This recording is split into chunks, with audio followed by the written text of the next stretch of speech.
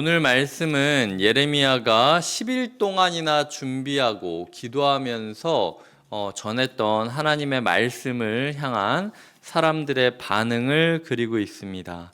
그 반응이 오늘 우리가 읽었던 것처럼 2절에서 말하듯 그들은 예레미야가 거짓말장이다 라고 이야기를 하면서 예레미야가 전했던 메시지를 부정하고 있는 것이죠. 내가 거짓을 말하는도다. 3절에 보면 이는 바룩이 너를 부추긴 것이다 라고 이야기를 합니다. 오늘 말씀을 통하여 몇 가지 교훈을 얻게 됩니다. 첫 번째로는 반복되는 표현이 있는데 이 모든이라는 표현이 1절과 2절에서 반복되고 있습니다. 이 모든이라는 그 단어가 1절에 3번 등장합니다. 예레미야가 모든 백성에게, 모든 백성, 그리고 그 다음에 그들의 하나님 여호와의 말씀이라고 하는데 여기에 원래 모든이라는 단어가 또 들어가 있습니다. 그러니까 그들의 하나님 여호와의 모든 말씀, 그리고 그들에게 이르신 이 모든 말씀, 모든이 3번 들어가 있고요. 2절에 보면은 모든 오만한 자라고 이야기를 하면서 모든이라는 단어가 강조되고 있습니다. 오늘 본문이 주는 첫 번째 교훈은요, 우리가 이미 받은 응답은 충분하다라는 겁니다. 설교를 들으시거나 신앙생활을 하실 때 참신한 생각, 신박한 이야기를 찾으려고 하지 마십시오. 이미 하나님께서는 우리에게 받아야 될 응답, 모든 응답을 모든 백성에게 모두 말씀하셨다라는 것. 하지만 그럼에도 불구하고 우리가 응답의 백성으로 살고 있지 않는 건 우리가 모두 오만한 자이기 때문이다 라는 것을 우리가 기억해야 된다라는 거죠. 하나님께서는 줄 응답 다 줬다. 니네가 모든 오만한 자가 아니냐라고 반문하고 있는 것이 우리에게 말씀하시는 말씀이라는 겁니다.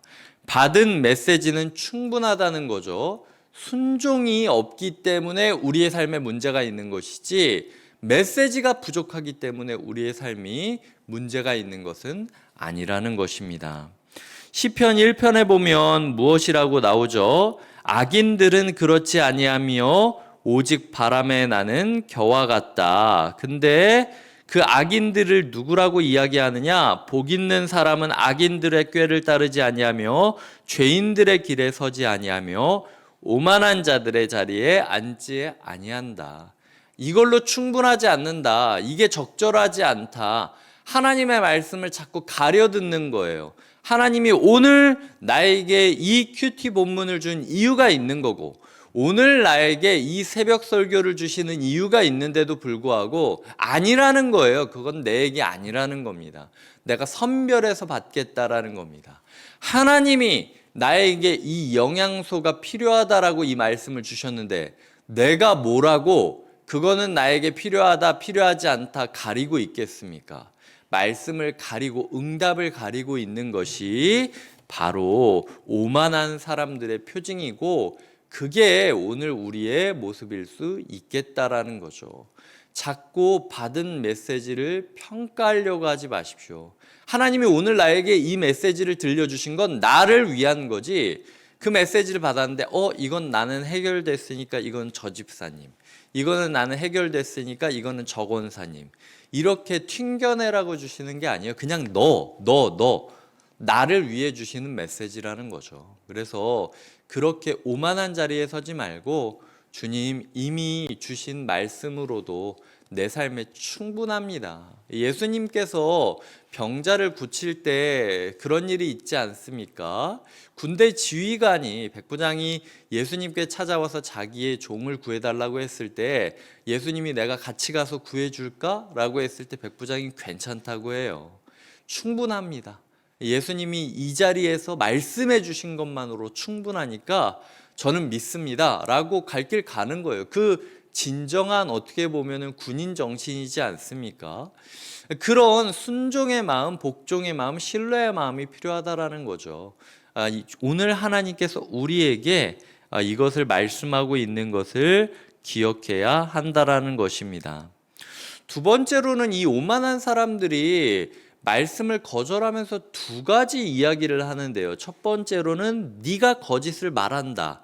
예레미야의 진실성을 훼손시키죠. 두 번째로는 바룩이 부추긴 거 아니냐라고 바룩의 또 진실성을 의심하고 훼손하고 있는 모습을 보이고 있어요. 하나님의 말씀을 거절하는데도 불구하고 자꾸 사람 탓하는 것이 말씀을 거절하는 사람들의 태도라는 겁니다. 뭔 말을 하는데도 순장님은 맨날 나한테 이래, 우리 선생님은 맨날 나한테 이래, 목사님은 항상 그렇지 뭐, 목사님이 나에게 대해 뭘 안다고, 순장님이 나에게 대해 뭘 안다고, 이것도 저 집사님이 부추겨서 그런 걸 거야. 내 사정은 아무것도 모르면서 나에 대해서 뭐 아는 척이 이런, 자기를 위하여 순수하게 기도해주고 하나님의 말씀을 있는 마음으로 전해주는 사람의 마음을 오해하고 곡해하면서 자꾸 비틀고 왜곡시키는 것이, 그리고 그 사람을 막 밑바닥으로 떨어뜨리는 것이 우리의 악한 본성이라는 거죠. 예레미야가 이 말을 하면은 욕먹을 거라는 걸 모르고 전했겠습니까? 그럼에도 불구하고 그 말을 해야 되는 예레미야의 마음을 알아야 된다라는 거예요. 교회 안에서 맨날 위로만 받고 괜찮을 거라는 보장만 받으려고 하고, 아니 기도했는데 괜찮지 않는데 그걸 어떻게 괜찮다라고 얘기할 수 있겠습니까? 이런 부분에 있어서 하나님께서 진심과 성실로 주시는 말씀들이 있다면 그것을 말씀 그 자체로 받아야 되는데, 자꾸 사람 탓하고 비아냥거리고 진실성을 왜곡하고 그 사람을 순수하지 못한 목사, 순수하지 못한 순장, 순수하지 못한 동역자로 여기는 것이 이 말씀을 거절하는 사람들의 모습이라는 것이죠. 우리의 삶 가운데 혹시 이렇게 하나님의 말씀을 거절하면서도 저 집사님이 나에 대해 뭘 안다고 저런 얘기를 하는 거야, 이런 식으로 그 사람의 순수한 마음을 또 거절하고 훼손시키고 있는 것은 아닌가도 돌아보아야 된다라는 것입니다. 세 번째로는요, 그런데 이 사람들이 지금 6절에 보면은 이집트로 결국은 갑니다. 근데 선지자 예레미야와 네리야의 아들 바룩도 데리고 간다라는 거예요. 아니 안 갈 거면 지들만 안 가지, 지들만 갈 거면 지들만 가지 왜 예레미야랑 바룩을 끌고 갑니까? 어제도 이야기 드렸듯 하나님의 음성이 우리에게 유리한 음성이 들릴 때까지 참고 있겠다라는 거예요. 그러면서 어떻게든 내가 내 좋은 말이 들릴 때까지 계속 이렇게 슬롯모션을 당기듯이 하나님의 음성을 당겨보겠다라는 거죠. 이거 뭐 100번 설교 듣고 1000번 설교 들으면 그중에 한 번은 위로의 메시지가 나오지 않겠습니까? 그러면 심판의 메시지 다 집어치우고 그거 하나 붙잡고 그냥 위로받으면서 안위하면서 자기 위로하면서 살아가면 되는 거예요. 이런 마음으로 데려간 걸 수도 있고요. 그리고 이 화가 나서 니들도 한번 당해봐라, 우리만 저주하지 말고 너도 한번 당해봐라 라는 마음이었을 수도 있습니다. 하나님의 사람으로서 결국은 공동체와 함께 죽고 함께 살아야 되는 숙명이 있는 거예요. 입이요, 아무리 바른 소리를 한다고 해서 몸이랑 떨어질 수 있겠습니까? 결국 입도 몸의 일부이기 때문에 같이 따라가는 거예요. 우리의 삶 가운데 어쨌든 남에 대해서 평가하는 거 쉽고 판단하는 거 쉽고 이야기하는 거 쉽지만, 그럼에도 불구하고 우리는 운명 공동체라는 사실, 예레미야가 불순종했던 백성들이랑 함께 운명을 공유했듯이, 바룩이 그들과 함께 운명을 공유했듯이, 우리가 아무리 잘났어도 결국은 공동체가 살지 못하면 우리 또한 죽게 된다는 거예요. 그래서 개인적인 신앙으로 만족하지 마시고 결국은 우리 가족이 살아야 되는 겁니다. 결국은 우리 다락방이 살아야 내가 사는 거예요. 결국은 우리 교회가 살아야 내가 살 수 있는 겁니다.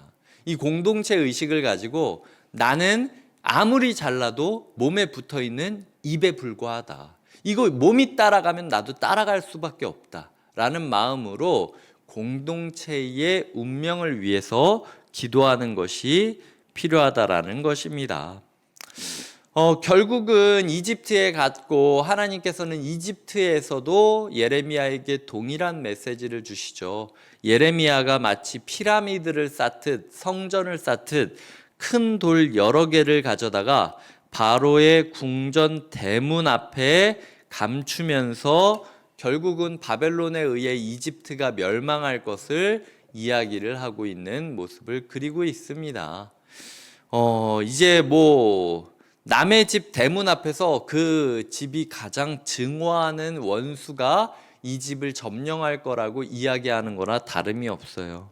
오늘도 저는 마지막으로 말씀을 읽으면서 9절에 나타나는 큰 돌 여러 개를 가져다가 하나님의 말씀을 보여주고 전하고 있는 예레미야의 모습 읽으면서 이러니까 예레미야가 돌 맞아 죽었지라는 마음이 또 들었습니다. 예레미야는 자기가 지금 전하고 있는 이 길이 환대받지 못하는 길, 그리고 자기를 죽일 수도 있는 길인 걸 알면서도 하나님의 말씀이기 때문에 전해야 했어요. 때로는 우리의 삶에 저 사람과의 관계가 엉킬 걸 알면서도 던져야 되는 말씀이 있다라는 겁니다. 인간적인 잔소리가 아니라 하나님의 경고라면은 욕먹을 것 각오하고 깨질 것 각오하고 망할 것 각오하고 죽을 것 각오하고 그 돌 던져서 나한테 던져질 걸 각오하면서도 해야 하는 이야기가 있다라는 거죠. 그렇게 바로 전할 수 있는 사역자들이 또 우리 교회 안에 있기를, 그리고 그 순수함을 순수함으로 받아주지, 목사님은 나를 이해 못해, 목사님은 나를 싫어해, 항상 이런 식이지, 누구 집사님한테 분명히 이런 얘기를 들었을 거야, 이런 식의 이야기로 메시지 그 자체를 훼손시키는 일은 없었으면 좋겠다라는 것이 오늘 말씀을 묵상하고 난 제 마지막 묵상이었습니다. 그래서 우리가 이 모습을 반면교사 삼아서 우리만큼은 바른 말씀을 전하고 받은 말씀에 충실하게 아멘으로 순종하고, 그리고 그 말씀을 올곧게 전하며 살아가는 증인이 되기를 주님의 이름으로 부탁드립니다. 기도하시겠습니다. 하나님 감사합니다. 우리에게 역사하시고 오늘 예레미야를 통하여 주시는 하나님의 말씀, 그리고 예레미야의 말씀을 받는 사람들의 반응을 우리에게 진면교사와 반면교사로 받아들여지게 하여 주시옵소서. 감사하고 예수님의 이름으로 기도드립니다. 아멘.